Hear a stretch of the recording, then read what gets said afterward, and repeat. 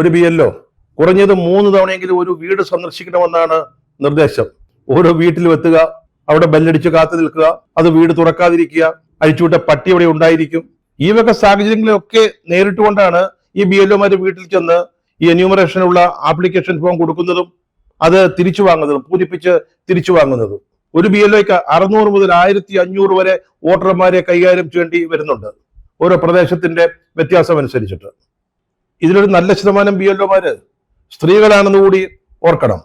ഇപ്പൊ ആത്മഹത്യ ചെയ്ത അനീഷ് ജോർജിന് 417 വീടുകളുടെ ചുമതലയാണ് ഉണ്ടായിരുന്നത്. മൊത്തം 1149 അപേക്ഷാപൂർവങ്ങൾ നൽകിയിട്ട് അത് പൂരിപ്പിച്ചു വാങ്ങണം. ഈ പൂരിപ്പിച്ചു വാങ്ങിയിട്ട് ഇതിന്റെ വിശദവിവരങ്ങള് കമ്പ്യൂട്ടറിൽ അപ്ലോഡ് ചെയ്യേണ്ട ജോലി അത് 1 മാസത്തിനകം തീർക്കണം.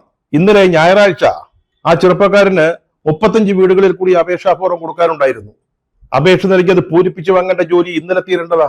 പക്ഷെ 35 വീടുകളിലെ അപേക്ഷാപൂർവം കൊടുക്കാൻ നിൽക്കുക. അനീഷിന് കിട്ടിയ ബൂത്ത് അദ്ദേഹത്തിന് പരിചയമുള്ള സ്ഥലമായിരുന്നില്ല, വീടുകൾ അറിയില്ല. അവിടെ അദ്ദേഹം കോൺഗ്രസിന്റെ ഒരു ബൂത്തിനെ കൂടെ കൊണ്ടുപോയത് CPMന്റെ ഒരാളും ഉണ്ടായിരുന്നു. അത് വലിയ തർക്ക വിഷയമായി.